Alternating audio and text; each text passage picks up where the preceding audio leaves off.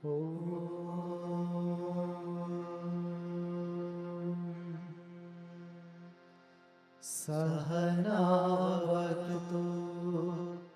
Sahano Bhunaktu Sahaviryam Karavavahai Tejasvinavadhitamastu ma vidvishavahai. Om Shanti Shanti Shanti. The Subhashita says, "Na chaurya haryam, na cha raja haryam, na bhratru bhajyam, na cha bharakari, vyaye krite vardhate eva nityam, vidyadhanam sarvadhana pradhanam." Which means, this knowledge of the self, the vidya, is the ultimate kind of wealth. Why? Because this cannot be stolen away by the thieves or taken away by the kings. It cannot be divided, and thereby it would diminish if it's distributed between the brothers like a property. Nor it is heavy to carry. In fact, the more you spend it, the more it increases. And that is why of all the wealth of knowledge is the supreme most. This knowledge, which is irreversible, once it happens, it's happened forever. There is no going back to not having it again. Nobody can take it away from you. You cannot lose it or reduce it by giving away or distributing to others. It only increases by distributing and giving to others. That is the beauty of knowledge sharing. We as a culture are extremely fortunate because our great rishis, they have shared this knowledge with all of us. They only pursued this path of knowledge and then they shared it with everyone. Because of that, this knowledge has become now the property of everyone, and it has only increased since then. It never decreased. Though books might have been destroyed, libraries might have been burnt, and even scholars might have been killed due to several things that happened, yet the knowledge never died because it got passed on from one to another through their life's experiences. So that is why sharing knowledge is the best service, and it is something that will remain permanent. Everything else will diminish or get destroyed with time, but knowledge will remain. And that is the beauty and Atma Vidya of all the Vidyas. As Sri Krishna says, Atma Vidya Vidyanam Vadam Pravaditam Aham. I am the supreme most knowledge of self amongst all kinds of Vidyas. So the supreme Vidya is what we are learning. And this Vidya Dana, this charity, this giving of, sharing of the supreme knowledge is the ultimate tapas, ultimate ritual, ultimate prayer and penance that anybody can perform. However, as it is said in our old times, it's a part of the Shvetashvatara Upanishad where the Rishi says, Vedante paramam guhyam purakale prachoditam na prashantaya datavyam na putraya ashishyaya vapunaha. Which means, this knowledge of Vedanta, the ultimate knowledge, Vedas are full of knowledge, but Vedanta is not the end of Vedas, but the ultimate knowledge of Vedas. The philosophy of the Vedas is extremely secretive. Paramam guhyam. Guhyam means secretive. It means it should not be shared with just anyone. Secrets are to be kept. And Paramam guhyam means it's the ultimate secret. It should not be shared just like that with anyone. Purakale prachoditam. In old times, alone this knowledge was shared. In these new times, this knowledge should not be shared just like that. And to whom it should not be given? Na aprashantaya datavyam. Aprashanta means the one who does not have a peaceful mind. Which mind is not peaceful? A mind full of desires is not peaceful. When there are no desires left, the mind becomes peaceful. Every desire is a ripple in the lake of the mind. So peaceful mind who has no desire other than knowing this knowledge. Of course, that desire is okay. Now aprashantaya datayam. So don't give to somebody who does not have peace of mind. Then aputraya, it says, don't give it to anyone who is not your own child, your own son or daughter. Why? Because you don't know them. You don't know who they are. You don't know what is their background. You don't know whether they deserve such a knowledge. You don't know whether they will squander it away or misunderstand, misinterpret and misteach it. So don't just give it to an undeserving person, which could be somebody else's child whom you do not know anything about. So aputraya, then ashishyaya. Suppose they are not your children, do they not deserve to learn the knowledge? They do deserve if they become your disciples.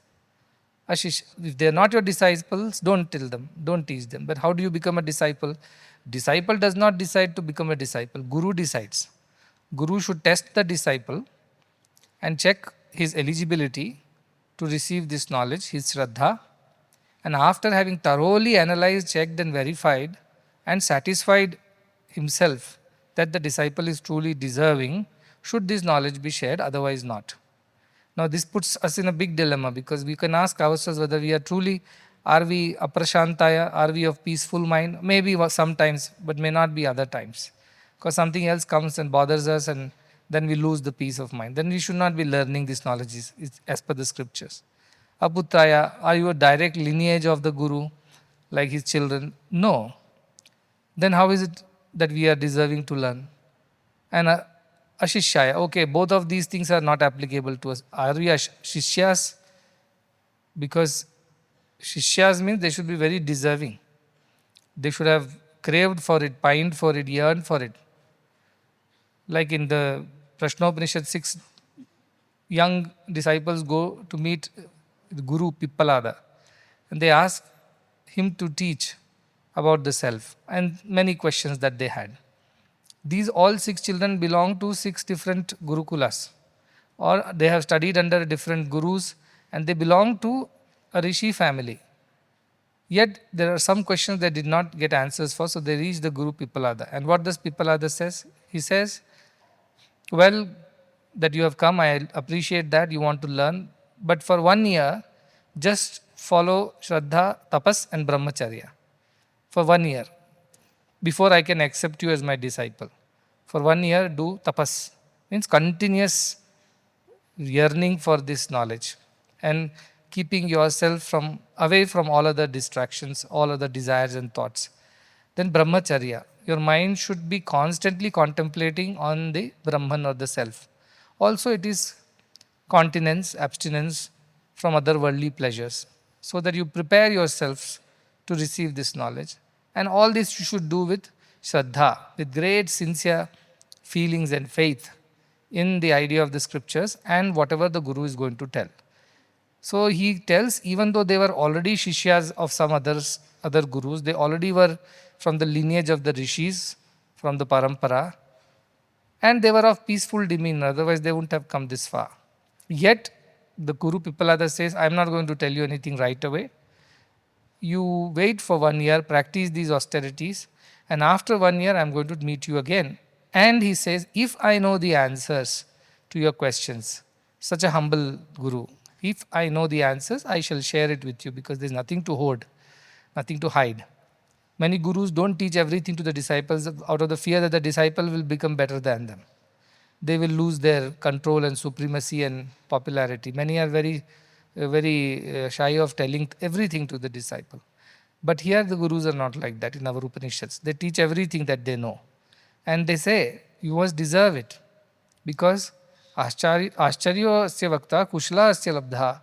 Both have to be amazing people. Both have to be people of great caliber. The speaker of the knowledge and the receiver, the listener of the knowledge. And that is very important. Without that, all this knowledge will be wasted. It's like pouring water into a pot which is not yet fully baked. And then once you pour water, it will break and all the water will be wasted. So it's a wasted effort. So preparation of the mind to receive the knowledge is extremely important. And why all these rituals, all these prayers and all kinds of activities in the ashram? Just to prepare us. Imagine now in day of Navratri, who had time for anything else? All we have to do is just wake up and dress up and show up in the Yagashala, and that will go on till your lunchtime, and post lunch you again are back for another set of events that go on till late evening. And by the time you go back, you're all exhausted and you go to sleep. There is no other time for no other thought. Completely immersed, completely focused. Even for the young ones, the old ones I can understand, they have very little energy for anything else left after the whole day's hectic schedule. But the young ones are full of energy. Even they have found it difficult to get distracted because they were so completely engaged and involved. The idea is that the gurus were very clever. They kept people busy because they knew it's difficult for them to control their minds, especially when they're young ones. They have to be kept busy. Mind has to be kept busy with something positive so that it does not slip towards negative things. So rituals have their own reasons why we do all these prayers. And though we did 10 days of all these rituals, and in a way we worship the form of the God, the Murta Rupa, the manifested version of the Brahman. Yet, because of the clarity of Ashtavakra Gita, always at the back of our heads, we always knew that all these forms are nothing but manifestation of the same Supreme Brahman. While somebody saw it as Shiva or Parvati or Navadurgas or Ganesha, Kartikeya and so many other gods, Dhanvantri, Kubera, Lakshmi, Narasimha, all kinds of, but we knew deep down that all these are made of the same stuff. Like different ornaments are made of the same gold. So deep down that understanding was there. But nevertheless, we also enjoyed celebrating the ornaments of different kinds. Like people love what can be worn in the hands or in the wrists, cannot be worn around the neck. What can be worn around the neck cannot be worn at the feet. Likewise, each ornament has its own value. So we enjoy being part of a celebration like this, which celebrates the ultimate truth as different forms and names. It is different properties, attributes. We enjoy all that. At the same time, we are very clear that all of this is Brahman only, but manifested in different ways, in different times, for different reasons. And so, a jnani can see both has no problem at all. Because though there is Dvaita in front of him too, but he does not have Dvandva, does not have a dilemma in his mind. Though there is duality, but there is no dilemma. Though there is Dvaita, but there is no Dvandva inside the jnani's mind. He sees the same thing. While others get stuck to the forms and names and become sometimes fanatic, the jnani sees it all as one and the same. So that idea of Ashtavakra Gita we must appreciate. While you will see me very excited doing pujas, rituals and other things, and you may think, is he really a jnani? Because he tells all this is not real and everything is just an illusion, and then finally he is jumping around the whole place doing one thing or the other all day long. What's wrong? Has he forgotten Ashtavakra Gita? No, I have not forgotten. I am actually living it practically. Because both are divine only. Murtam cha amurtam cha, it says. Dvevava brahmano rupam, murtam cha amurtam cha, it says. Both are Brahman, two types. The murta, manifest, and the amurta, unmanifest. So when unmanifest manifests in front of you, you don't reject it. Oh no, this is not the version I like, the lesser version. I want the better version, the purer version. Foolish thought exists only in the minds of ajnanis. Shankaracharya, for first 16 years, he studied all the Upanishads, Vedas, wrote Bhashyas, and within 16 years he had finished most of the work that his guru had given Gaudapada. And what did he do for the next 16 years till he was 32? He roamed around the whole country. He walked on his feet, walking from east to west, north to south, through forests, hills, rivers, and mountains. He did not mind. And he had a few disciples with whom he walked. And he went to every sacred Tirtha Kshetra in the country and sanctified it through his presence. And everywhere he composed a mantram or a suktam or some composition in the praise of the deity of the place. So the one who would have seen Shankaracharya 16 years, the first half, we finding it hard to believe how is he behaving like this now after telling everything is one and Dvaita and there is no two. Then he goes to Annapurna Kshetra in Ornado, he chants Annapurna Stotram. He goes to Kashi Vishwanatha Stotram. He goes to somewhere else and chants some other Stotram. And so many of these. He has so many compositions, but all these happen after the Bhashyams. These are not happening before. Generally, we will think from Dvaita to Advaita we are moving. First, we will worship all the gods. Then one day we will realize everything is one and then we don't have to worry about these worships. But he went the reverse. He first spent all the time writing the Upanishad Bhashyas, Prasthanatraya Bhashyas, all that he did. And then suddenly he changed over to worship of all the forms and names. And he had no problem. His compositions are the finest. When we were doing the Annapurna statue in our Jaipura campus, there was a huge debate because Bhagwan was telling we should do it in white stone, the marble, whereas the rituals in the south is Krishna Shila, dark stone. And even the Hornadu Annapurneshwari had a dark stone idol, and it was sitting. But here it was to be standing, and it should be holding this, holding that, and four hands.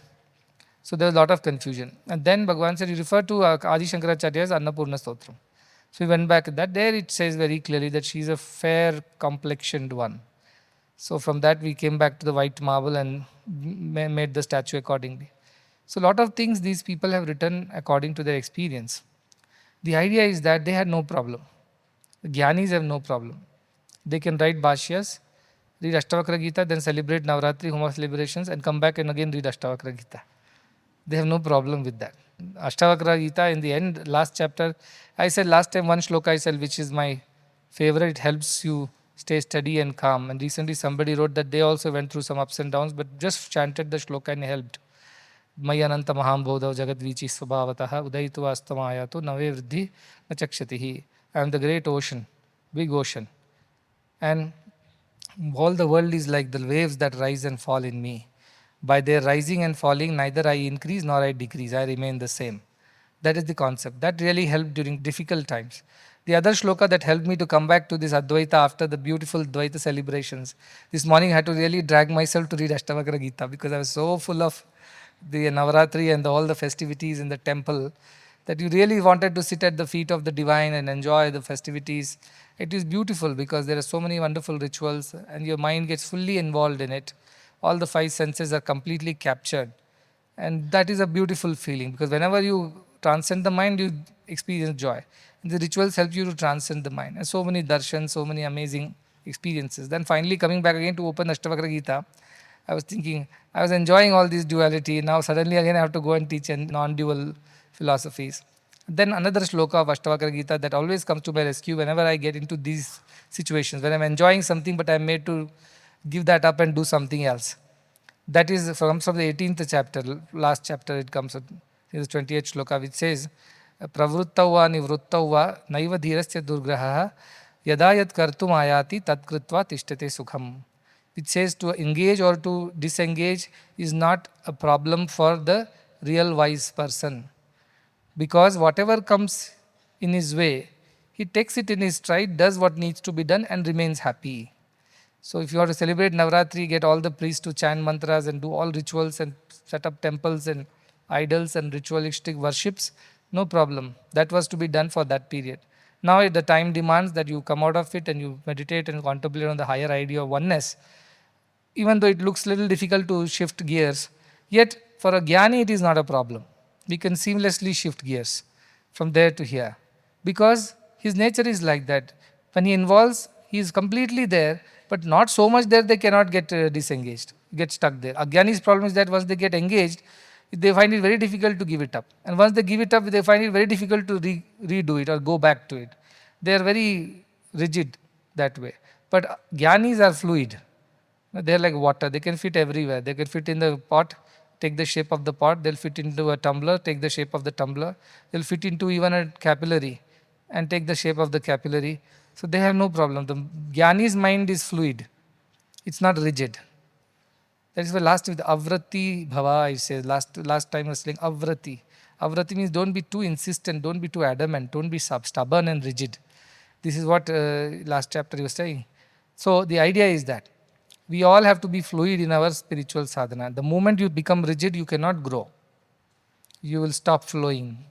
Then you will freeze and you will stagnate. That should not happen. For a spiritual person, whatever comes in one's way, one must keep doing. That's why the scriptures don't allow sannyasis to live in one place. They have to keep moving. Only one night they are allowed to live in one place. Why? Because they should not develop attachments. A river when freezes cannot flow. It has to be unfrozen to flow. Like that, the Jnani's mind is fluid. It can flow. It has no such rigidity. And that is the beauty of Ashtavakra, that it makes you fluid. It makes you flow effortlessly as per the gravity. Wherever the life takes you, it goes without arguing, without fighting, debating or resisting. That should be the mind of the Jnani. So last we were in chapter 9 And the last shloka I believe we did is fourth one. We'll just revise that and go to the next, the page number 54.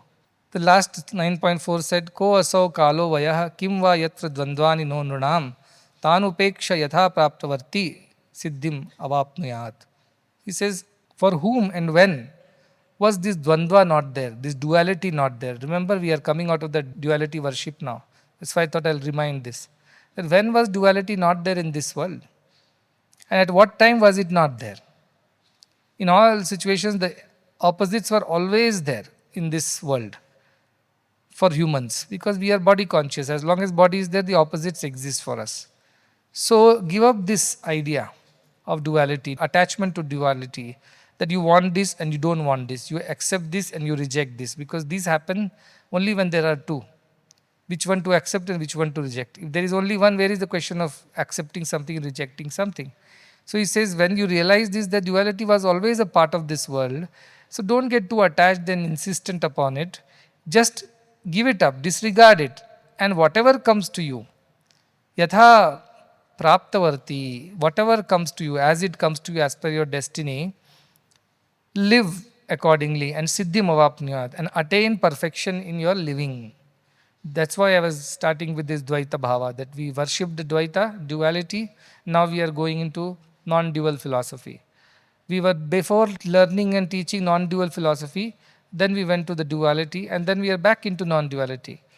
Whatever comes, yatha praptavarti, whatever is coming to you, accruing to you, by virtue of destiny, by virtue of whatever situations, accept it and siddhim avapnuyat, and become perfect in that. Become perfect like the water that is perfect in whichever vessel we pour it. It does not desire or demand a certain vessel or a certain shape. Likewise, your mind of a jnani should be like this. Whatever happens, just accept it. There is no question of wanting something or rejecting something. Whatever comes by virtue of it, take it and live with it. In that you will attain siddhi, in that you will attain perfection. Because duality has always been there in the world. There is no question of us rejecting or accepting it. It is a part of life. So go live with it. Deal with it. Don't develop aversion or affection. Live with it, that's it. Neutrality. Very objective, not subjective. That kind of life you live is what the last shloka says, and so applies to us now that we have come out of ritualistic worship and again trying to understand the non-dual existence of the Brahman and the self.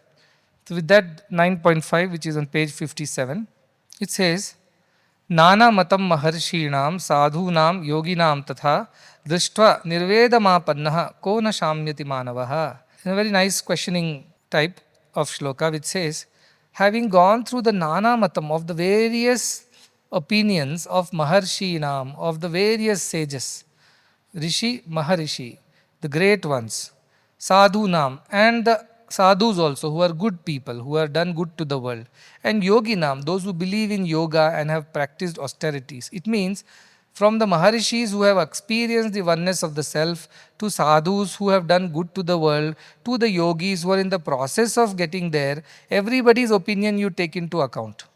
Consider everybody's understanding of the truth.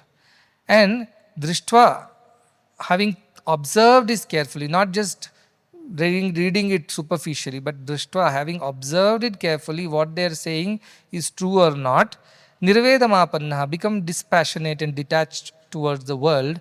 And if such a thing happens to you, Kona Shamyati Manavaha, how can you not? How can man not be happy? How can man not be peaceful if he considers the opinion of all the rishis, the great ones, the good ones, and the yogis, and then having carefully observed and analyzed, gives up the attachment to the world? How can such a person not be happy, he says. Suramandir taru moola nivasaha sayya bhutala ajinam vasaha sarvam parigraha bhoga tyagaha kasya sukham na karoti viragaha, says Adi Shankaracharya in a Bhajagovidam. That the one who is willing to sleep under the temple roof, or wear the bark of a tree, or dwell under a tree, Shayya, his bed is the earth, and bark of the tree is his clothing, and sky is the roof. For such a person who has no desire to accumulate, sarva parigraha, bhoga tyagaha, all the accumulation, amassing, hoarding, such ideas have gone away. And bhoga tyaga, his desire for pleasures also is gone. He has given up such desires. And such a person, how can he not be happy? Adi Shankaracharya says. Kasya sukham na karoti viraga. Somebody who is dispassionate, nirveda is the word used here. How can he not be happy? Only the people who are passionate or attached, they are the ones who are miserable. A dispassionate, detached one, how can he be miserable? Adi Shankaracharya says. For a worldly person, they will think such a person is precisely the one who should be miserable. He does not have property, no house, no family, no proper clothing, no proper food, does not have a proper bed to sleep on, does not have proper clothes to wear, and he has no accumulated wealth, or he has amassed nothing, he has no financial security, no retirement plan. How can such a person be happy? The worldly one will ask. Adi Shankara asks in the reverse, how can he not be happy? He says. How can he not be happy? Such a person alone can be happy. All others are not happy. You think your happiness comes from your securities. But Adi Shankaracharya says, no, this man is dependent on God. His life is like that of a baby in the arms of the mother. No botheration of where it will get food from, where will it sleep, who will protect when it's sleeping. It sleeps wherever it wants, it eats whatever it likes, doesn't like, rejects it, lives its own life at its own terms. Why? Because it is dependent on the divine. If it's dependent on a boss who gives a salary, then you have to toe the line. If it's dependent on a wife and children to give him the social whatever belongingness, then he'll have to listen and deal with them every day, even if he does not like it. If his happiness depends on a big property or a big accumulated wealth in the retirement fund, then all the time he has to worry about the property taxes, its security, its safety, repair, maintenance, and then worry about the corpus is growing or not, whether the government will ever pay that pension money at all at the end of his life. So many worries. It looks like all this is security, all this is happiness, but at the end of it is not. Some pleasure is there, some comfort is there, but is it true happiness? True happiness's nature doesn't change with Desha Kala Paristiti. It is Satya. But this changes. If your stock market is not returning enough, your pension is eroding, you will not have sleep at all. Or if your children are not listening to you, they want to do their own thing, they want to move away and start their own stuff, you feel uncomfortable. I raised them all so long, I looked after them. Now that when I need them, they have their own plans. Or if something happens with your wife or your near and dear ones, there is a dispute and then people walk away and part ways. Where is the happiness and joy? Or the property that you live in undergoes some damage and repairs and you have to spend a lot or pay property taxes, or a thief breaks into this property, steals away some jewelry. Imagine the misery, that scar of it. It remains. It doesn't give you permanent happiness. It gives some false sense of security. That is what Adi Shankaracharya is. The one who depends on God, for him does not matter. Does not matter. Why? Because such a person is not bothered. God will look after. If God wants me to live, I will live. If He keeps me alive, He will feed me. If He feeds me, I will eat. If I eat, I will continue to do whatever He wants me to do. So they may live in the palace. Bhogaratova, Yogaratova. They might look like people of the world, or they might be people of the God, like yoga and bhoga. Sangaratova, Sangavihinaha. They may be in the company of many, or maybe aloof and alone.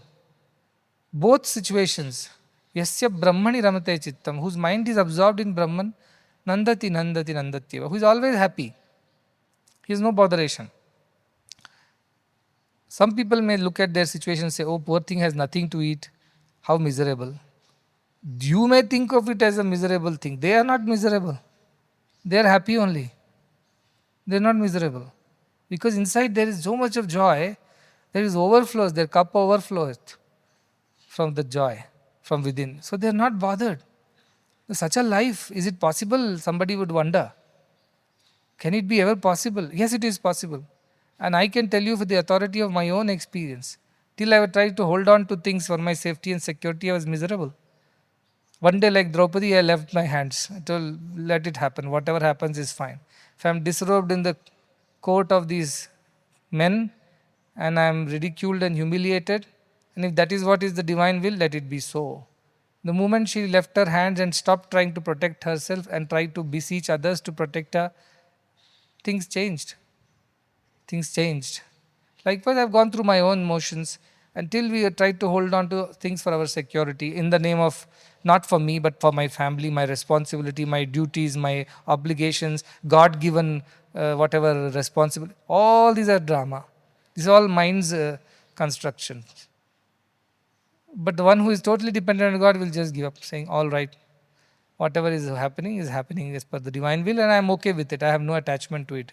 If it happens this way or that way, both ways are okay. Nirvedamapannaha, he becomes detached from everything. Such a person becomes happy. Kona shamyati manava, he says, such a person who has observed, realized all this world is illusion. And all this idea of hoarding, receiving, catching, and grabbing is stupidity. It's like children trying to grab their reflections in the mirror. It's all stupidity. The one who realizes that, how he realizes that? Not that he has experienced it as of now. Even though he is not experienced, he has gone through what others have experienced, what the rishis have experienced, what the great ones have experienced, what the yogis have experienced and spoken about. So he learns from their experience and realizes that this is what is truth and this is not truth. And then he becomes detached. I don't want to be. Nachiketa tells his father, Vajashravas in the Upanishad, Kathopanishad, when he is giving away old cows which are cannot giving milk, they cannot eat grass, they are so old that they can't even walk. But in the name of donation, he is giving them all away because basically clearing off his bad stuff. Like sometimes we give away, clothes don't fit us, they're faded, the color we don't like, fashions have changed. Now find somebody to give it all and feel good that we have given away in charity something. Or rice which has gone bad, nobody is eating it, or some other article or object in the house which is no more useful. You want to get rid of it and empty your cupboards and house, and then you find some poor man who will anyway take it. And in the name of charity we do. That is not the charity. That's what he tells Vajashravas. It is not charity.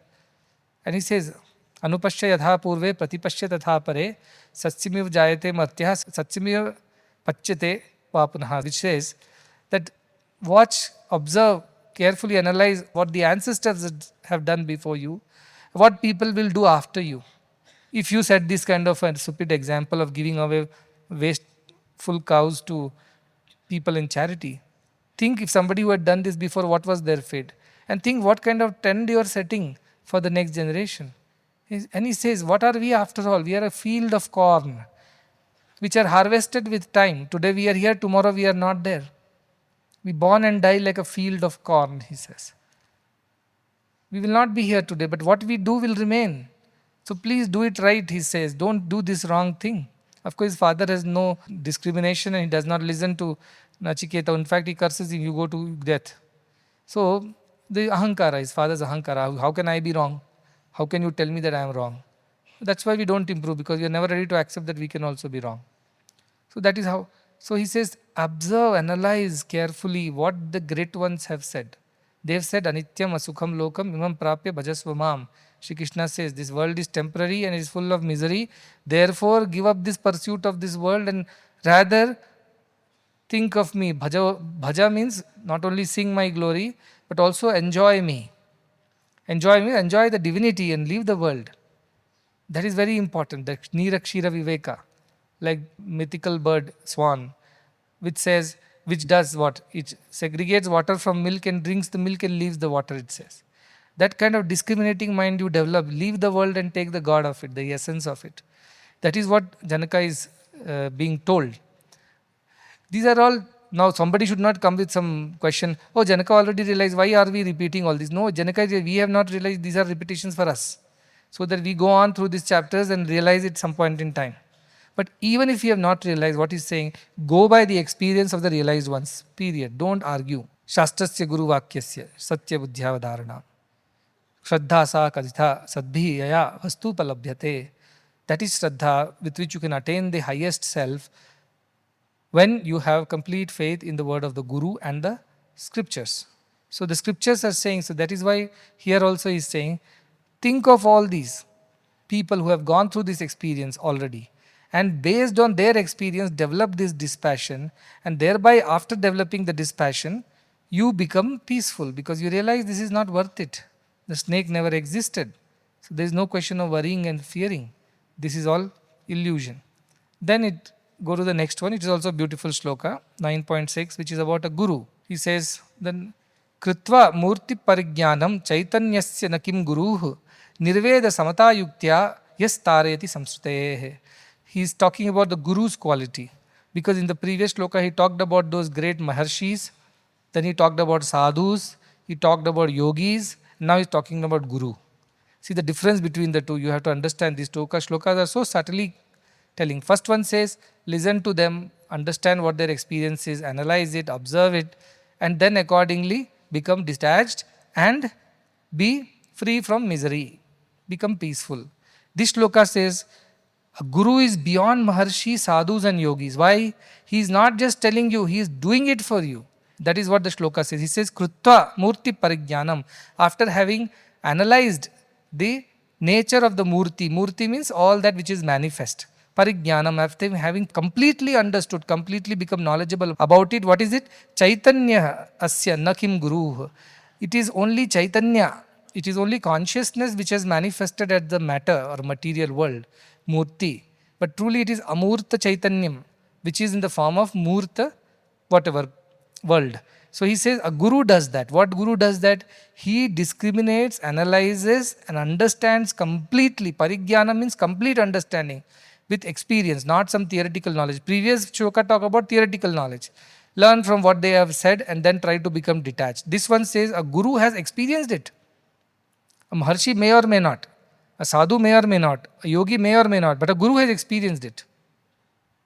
And so, having experienced, he has understood completely that all that you see is consciousness only. It is not matter. It is the manifestation is just the unmanifest which has been modified. He has realized, who Guru has realized. Then what happens? Nirveda samata yuktya. How is the Guru's nature? Nirveda, he is dispassionate. Samata means equanimous. Because he is dispassionate, so is equanimous. If he is not dispassionate, he is attached, then he can never have equanimity. So he is dispassionate, he is equanimous, yuktya, adorned with that, or he is capable of that. Capable of what? Dispassion and equanimity. And yah tarayati samsrute, and he takes you across the samsara. See, the previous Maharshi, Yogi, Sadhus will only tell you this is right and that is not right. That's it, period. You can learn on your own, do so be it. A guru, having observed, carefully analyzed and experienced the true knowledge that everything is unmanifest Brahman only, looks like manifest. What does he do? He is dispassionate, he is equanimous, he is totally capable of what? Taking you also across the samsara. So one is the theoretical knowledge of the rishis, the other is the practical knowledge of the guru. That is why guru is required. Otherwise, everybody can read book, become gyanis. But can everybody do that? No, you need a teacher who stands next to you, takes you across each lesson, helps you clear your doubts, learn the subject and make it your experiential reality. That's why a guru is needed. That is very, very important is what this particular shloka is telling. You must have a guru. That is why na gururo adhikam tattvam, na gururo adhikam tapaha, tattva jnanat param nasti, tasmai shri guruve namaha. Our scriptures say there is nothing greater than the guru. If somebody is having a guru, they are very lucky.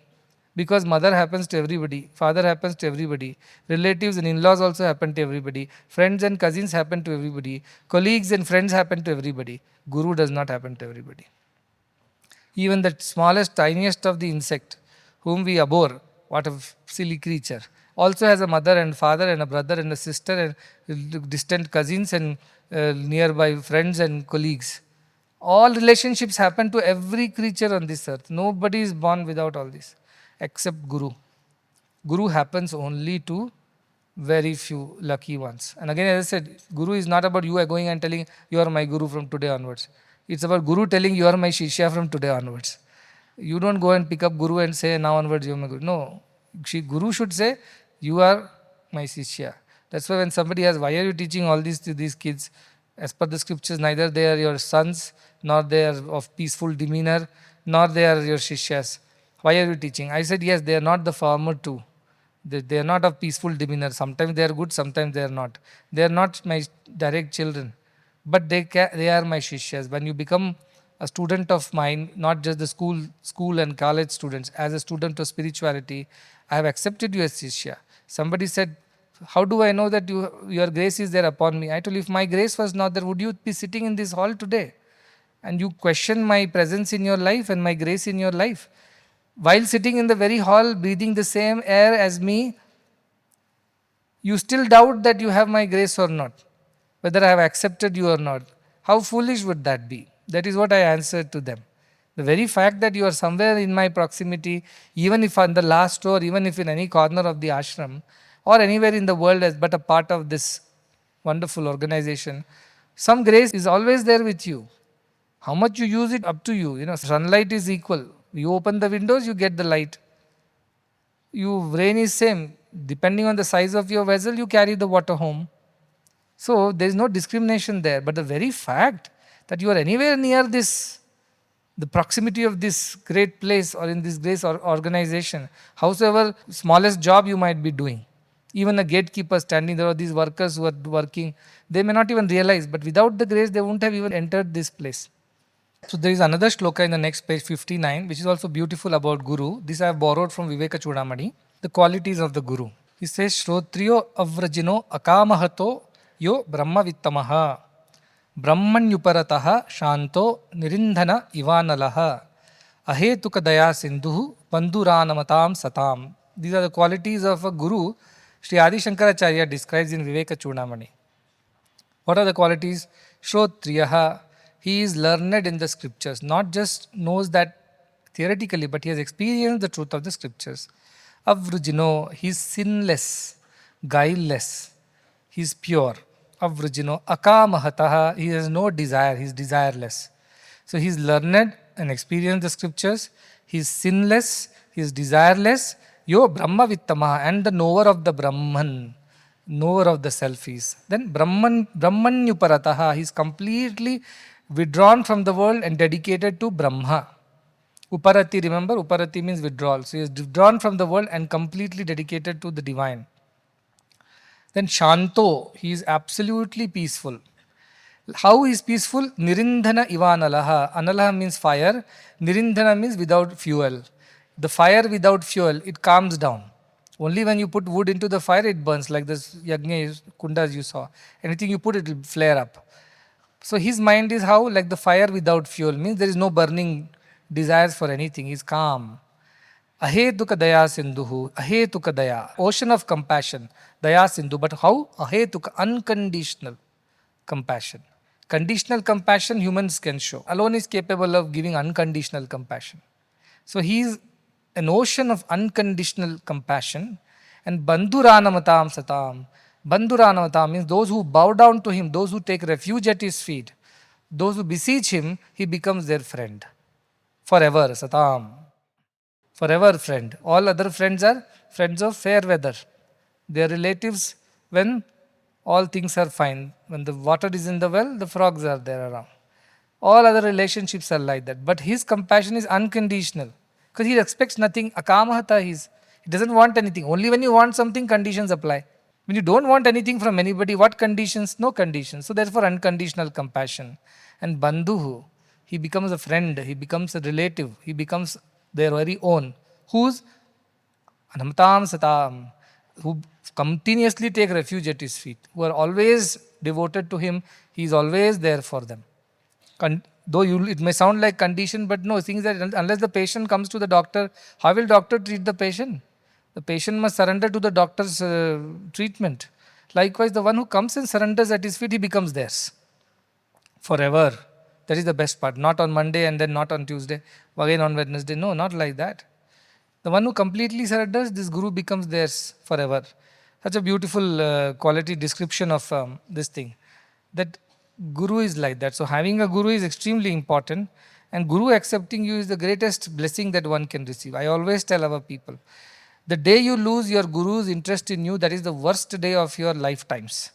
So never allow your Guru to lose interest in you though he doesn't want to lose, but then if you make it so difficult, what if a patient doesn't turn up despite doctor calling again and again for appointment, what can doctor do?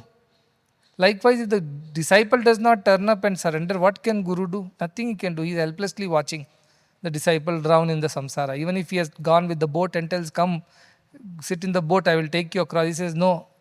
Then what can a Guru do?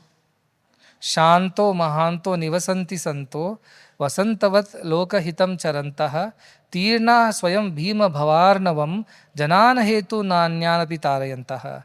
He says, Shanta, they are full of peace. Mahanta, they are of great caliber. They are great ones. Nivasanti Santaha, they live amongst the ordinary, this Santa, these great gurus. How? Vasanta, how do they live? Vasantavat loka hitam charanta. Like the spring season brings beauty and joy to everybody, like that they go around, and wherever they go, there is this spring season. They bring joy, they bring relief, they bring beauty, they bring happiness, like the spring season. And Tirna Swayam, Bhima Bhavarnavam, this great big ocean, Bhima Bhava Arnava, they have already crossed Tirna Swayam, they have crossed it, they don't need to come back. Yet they come back. Janana Hetu, na Anyanapi, for other people's sake. To Tarayantah, to take them across, to help them also cross, they come back. That is their compassion. Having crossed, why should you go back again to this mess of the world? No, they come back.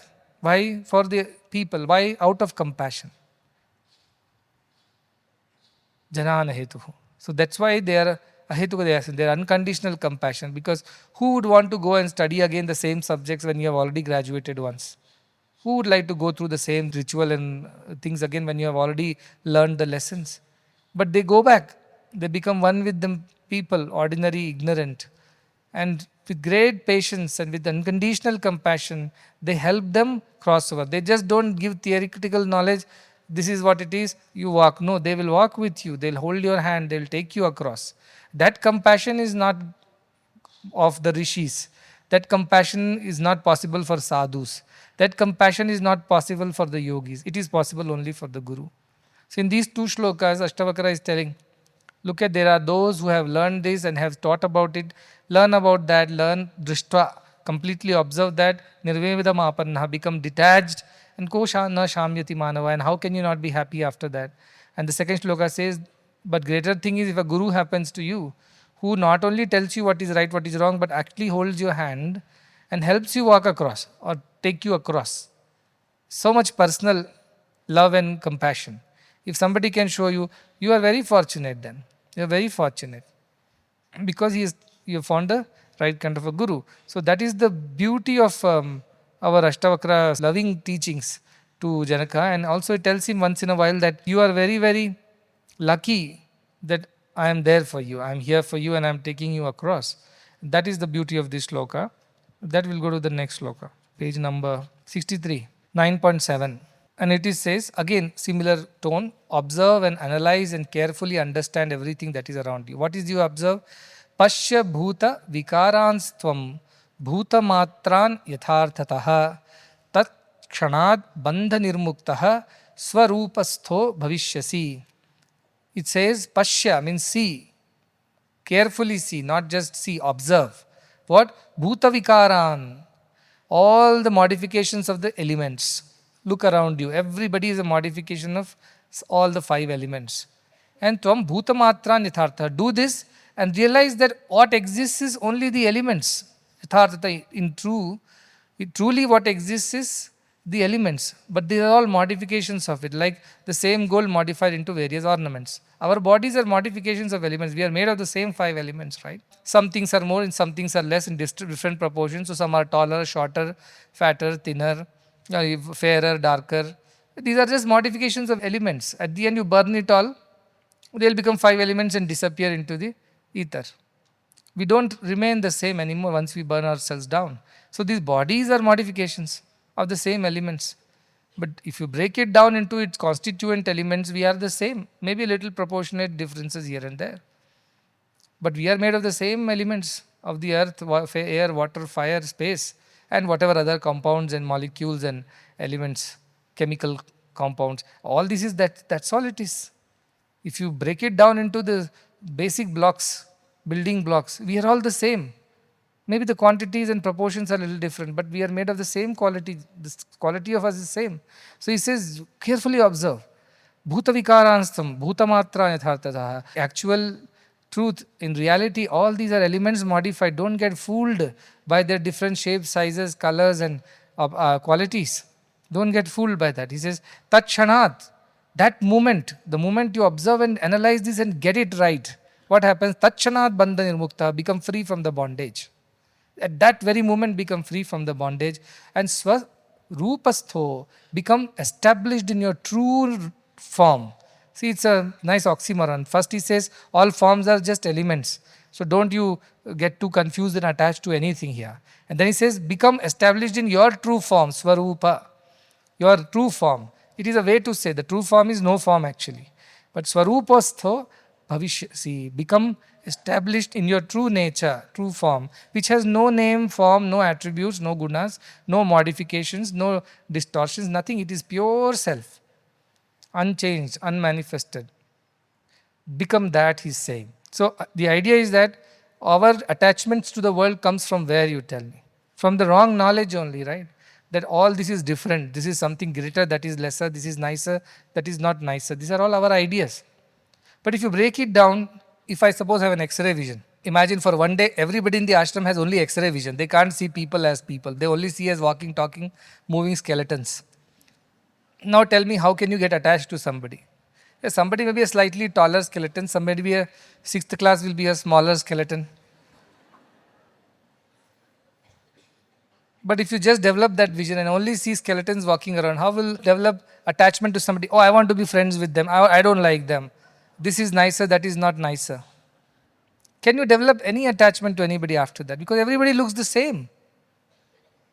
Isn't it? If I skin you, as they say, not literally, but if I just remove this cover, the packaging, inside us, the same organs, same bones, same flesh, same veins, same nerves, everything is same. Just remove the skin, the packaging. There itself you can become a jnani. What am I getting attached to? And like that you break it down further. Remove the skin, you come to the muscles, the flesh. Remove that, you come to the organs. Remove the or break it down further, you come to the molecules, the cellular level you come down to. Then in the deep down in the cell, you will come meet the elements and molecules. Break it down further, you will meet atoms. Break it down further, you will meet nucleus and electrons. Break the nucleus down, you meet subatomic particles, neutrons and protons. And do break it down further, you will meet something called God particle, this, because they really don't know how to call it. But something exists there, a mystical thing, an energy exists there, which holds all these things together. So we will find only empty spaces. But we get so attached because of the external looks and appearances. It seems once a prince was there. He went on a hunting expedition in the forest, and near a beautiful place, a lake, he saw some girls bathing. In that there was a very beautiful girl, very fair complexion, extremely delightful to see. And being a prince, he became desirous of this woman. And then he wanted to marry her. So he came back and he was very forlorn and very down and did not know, did not eat, did not enjoy anything. So his father saw his plight and asked, what happened since you came back from the forest, from that hunting, you never been the same. Is there anything wrong? Then he told, I saw some girls bathing in the pond there, and one of them was so beautiful that I just can't not think of her. I am just so smitten by her beauty and I think I want to marry her.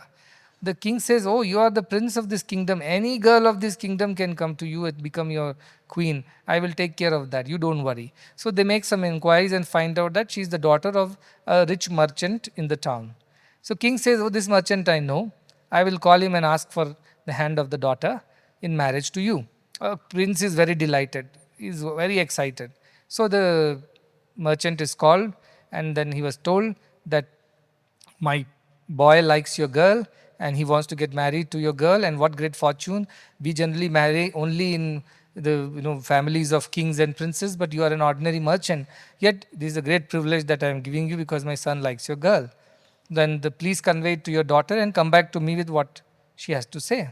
So the merchant goes back, of course, happy that the king has invited and getting his daughter married to the prince, and she will be the future queen. And that will be good for his business prospects too. So he goes back home and tells his daughter that this is what has happened. He says, why did prince want to marry me?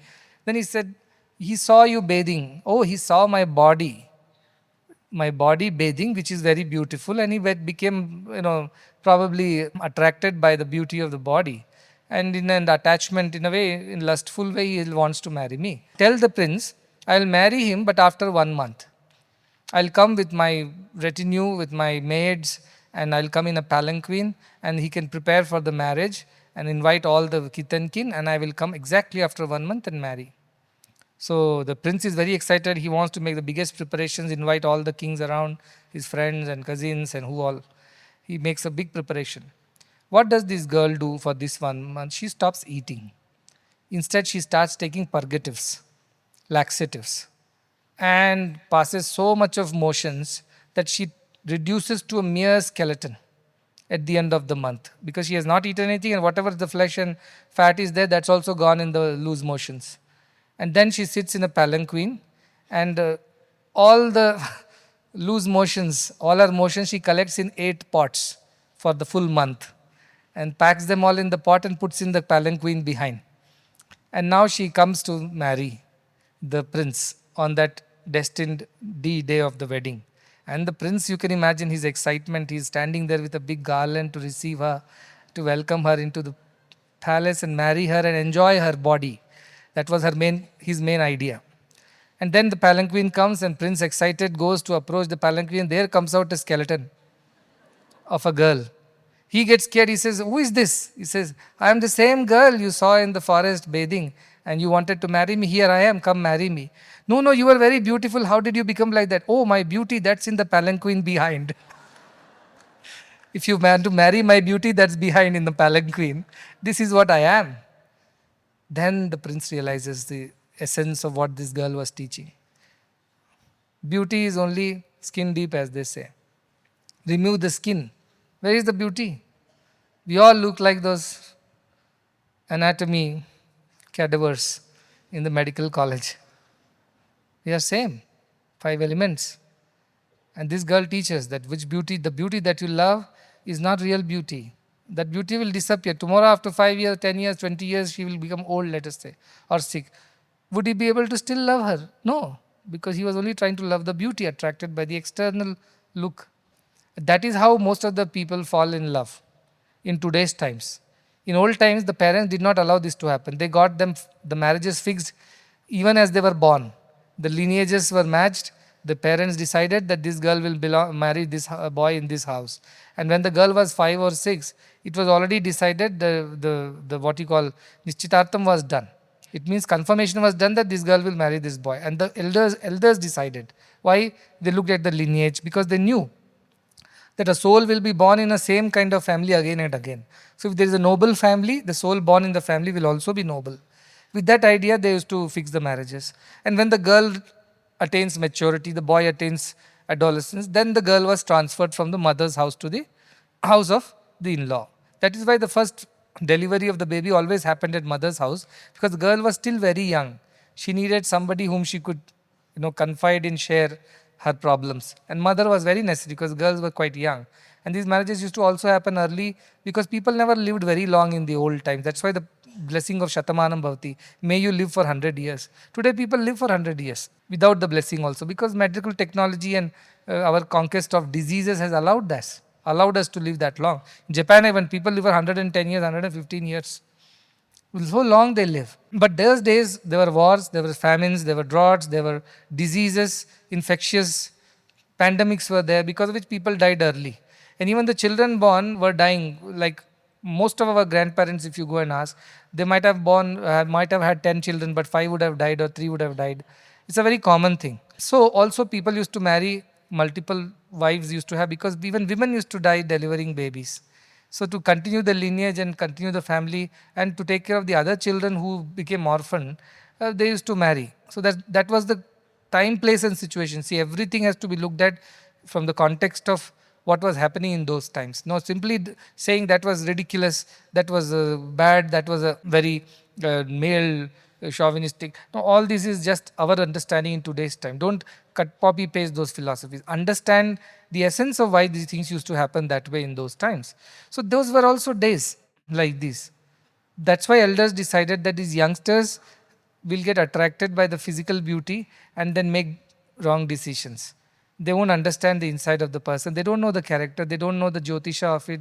They've never seen the lineage. And Bhagavan used to say, even to buy a dog, you look at the pedigree. But marriages happen like this, by looking at each other. You don't even want to check what was the grandfather like, what were the people like. That is how the disasters are happening. How many marriages are broken today? So the idea is that basically that we were very clear why we wanted friends, marriages, not because of the external beauty. They saw the matching of the souls. It's very important for them to become spiritual partners. So they always decoded this idea of attractions and infatuation for the being the reason for marriage. No, they look deep within to the real reason. Oh, their jatakas match, gunas match. These people will be compatible. They'll help each other in their spiritual growth, which is extremely important. That is how our ancestors looked at every relationship. But even at the worldly level, they were more discerning than what we are today. But at a spiritual level, if you look at, we did Shiva Parvati Kalyanam yesterday. That's a spiritual marriage.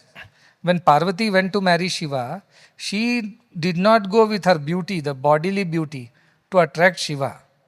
Because generally marriage means the boy girl should look good, they should look good as a pair and all that. But Parvati was very beautiful, very fair complete. That's why she is called Gauri, because she was very fair. Yesterday the puja we saw, she is very beautifully, whatever their lineage they were telling, that she is the granddaughter of Gandhamardana Parvata, daughter of Himalaya, like that. Before giving the Kanyadanam, they were chanting things like that. So then when Parvati wanted to marry Shiva, she went there to seek Shiva's hand. But Shiva was not bothered. He is lost in samadhi. He is not interested in marriage or any of these worldly things.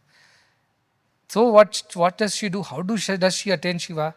Kamadeva tried his stunt, because most of the marriages are infatuation based, lust based. So Kamadeva said this marriage is important because we need to have their children who will protect the world. We need to get them together. So Kamadeva shot an arrow, as they say, the Cupid in Western parlance, and it hit Shiva. And Shiva, being yogi, that arrow burnt into ashes, and he opened his third eye, saying, "Who is this doing this nonsense, trying this on me?" And he opened his third eye and burned that Kamadeva into ashes. Imagine, because he is Madanantaka, he can destroy Kama. Because he is not bound by this, he is Shiva. So he destroyed Kama. Then Rati, who is supposed to be the wife of Kamadeva, she came and said, "If you destroy my husband, how will the world continue? Nobody will marry, nobody will have children." Because they are driven by this.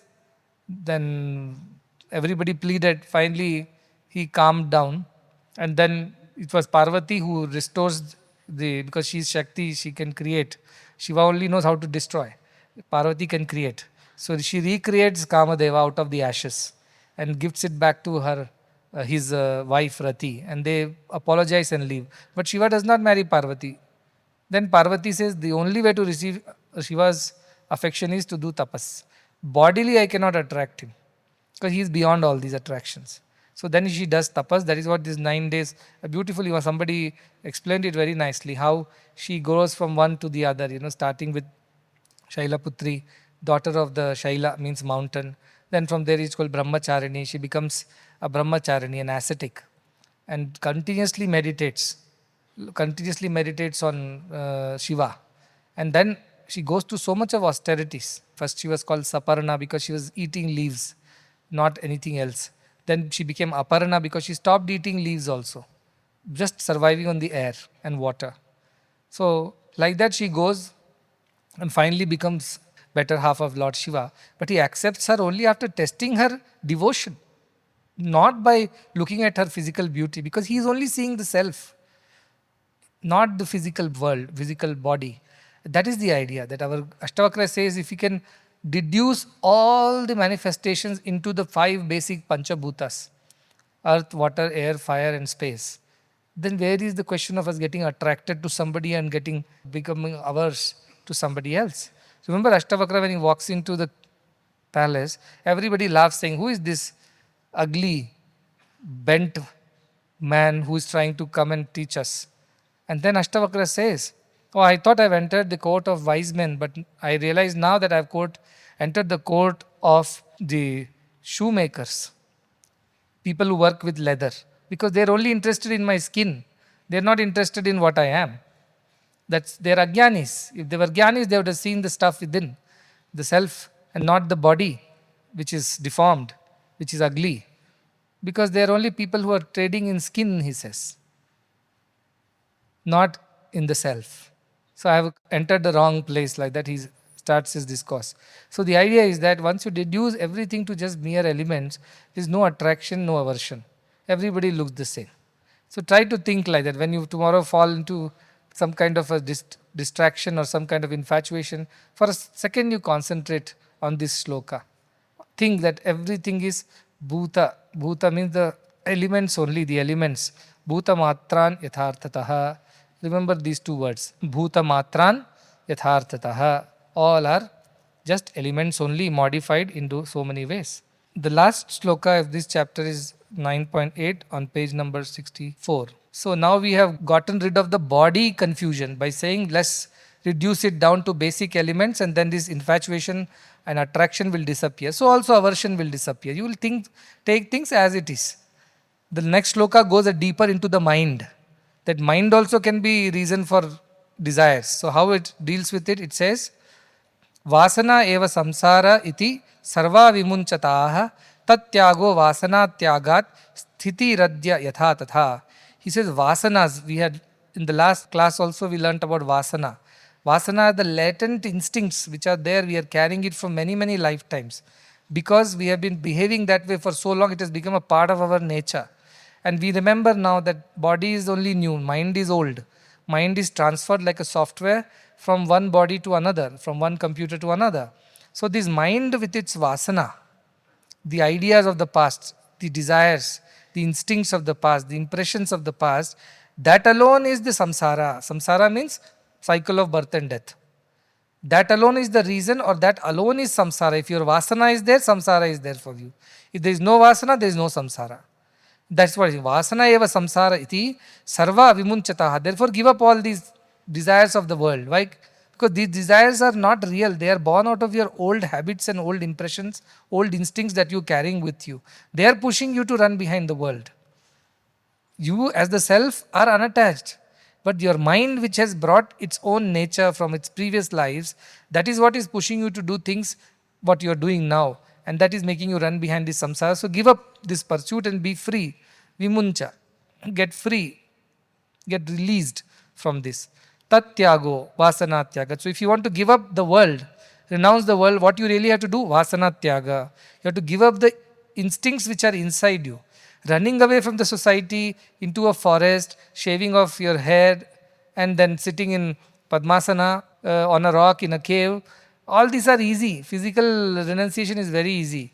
Vishwamitra tried that, right? But could he overcome his vasana? The moment he saw Janaka taking bath in the river, he fell for her. And he just wanted to marry her after that. And then all that happened. So the thing is that deep down our vasanas, if they are not completely given up, giving up bodily attachments is not going to go a long way. Samsara will still be dwelling deep inside you. Maybe externally you look like an ascetic, but deep inside you are not. So tatyago vasana tyaga. So if you want to give up that samsara, you have to give up the idea of vasanas and sthitihi adya yathatatha, and be in that state of abidance in the self. Yathatatha, in whatever place or situation you are, abide in the self by giving up your instincts which are deep down there from many, many lifetimes, and by doing that alone you will be able to give up the samsara. If after reading Ashtavakra Gita somebody says, tomorrow onwards I will not like to wear any nice clothes, I will wear some rags, I will shave off my head, or worse, I will not even come for work, I will sit and meditate, or I will run away from this place also, it's too busy, I'll go off to some quiet, calm place where I can meditate on the self.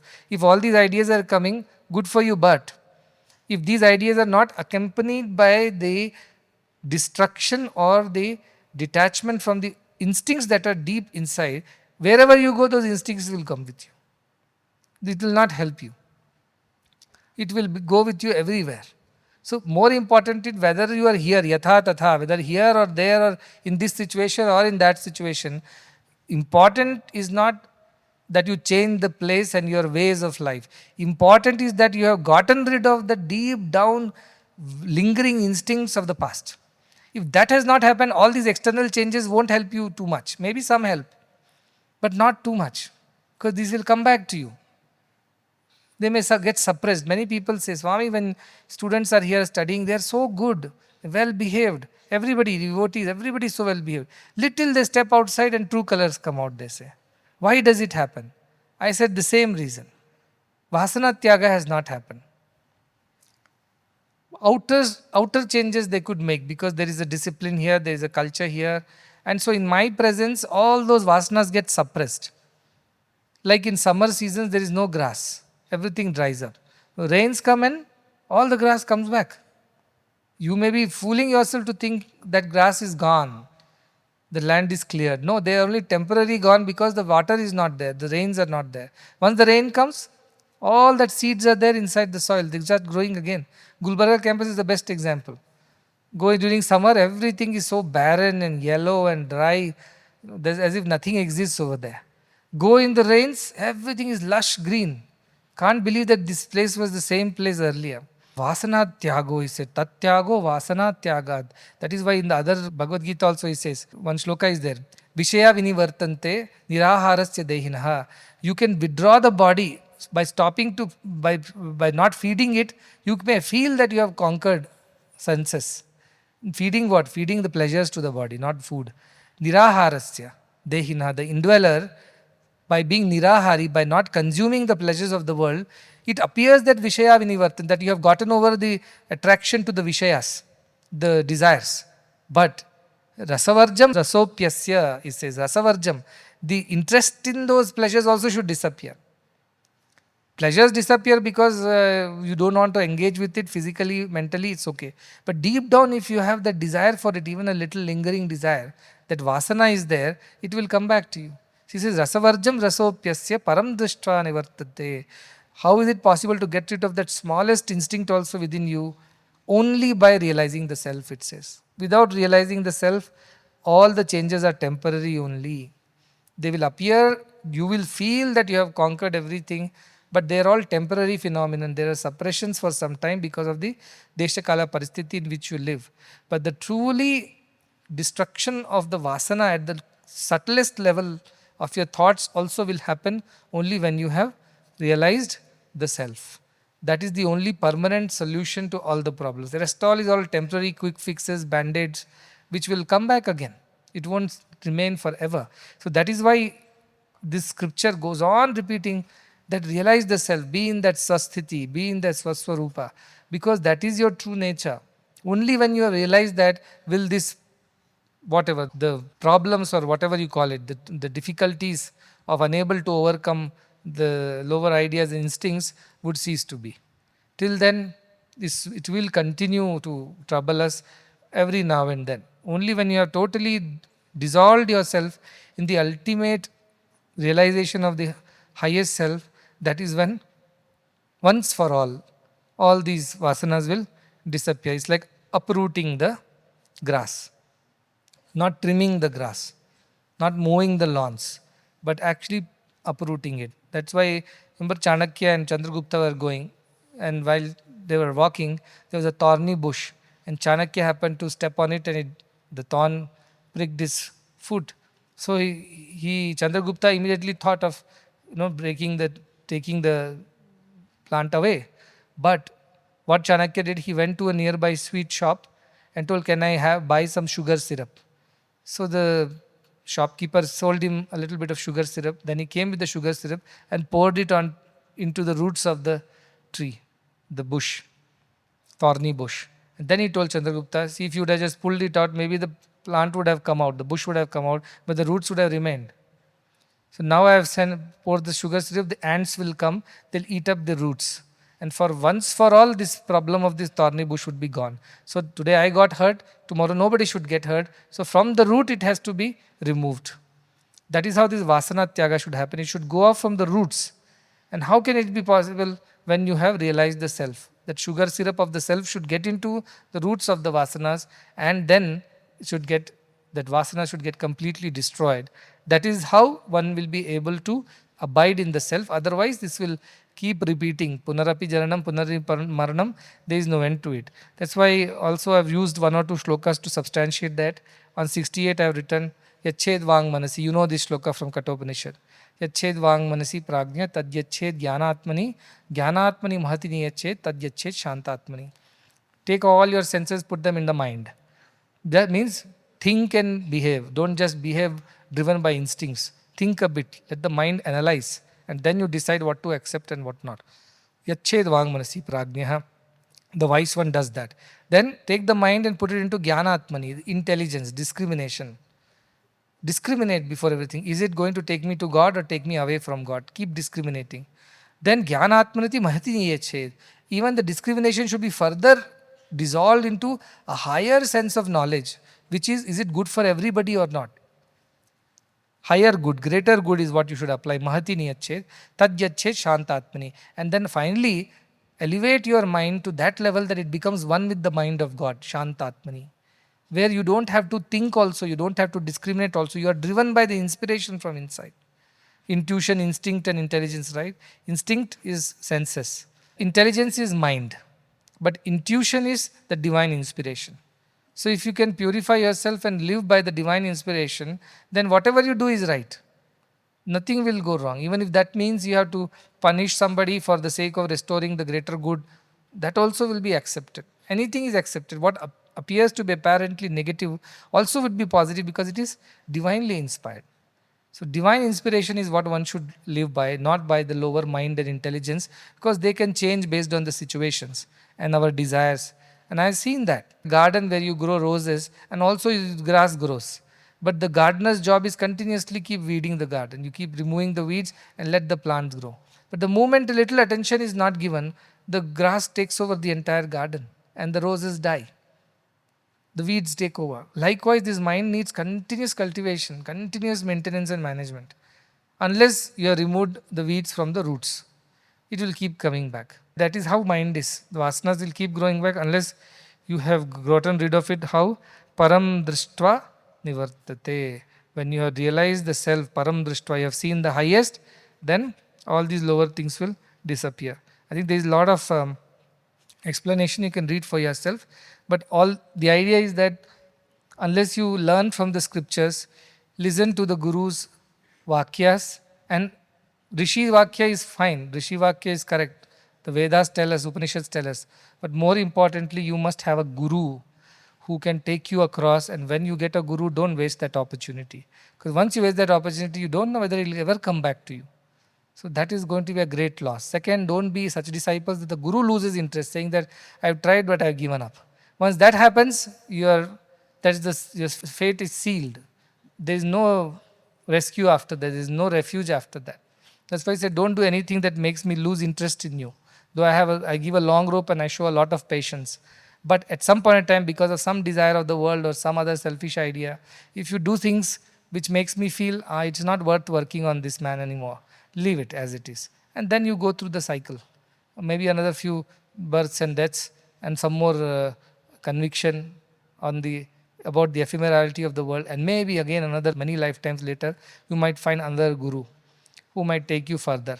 So don't do that is what I keep telling. Don't ever let your Guru lose interest in you. Remember that and meditate on these great ideas.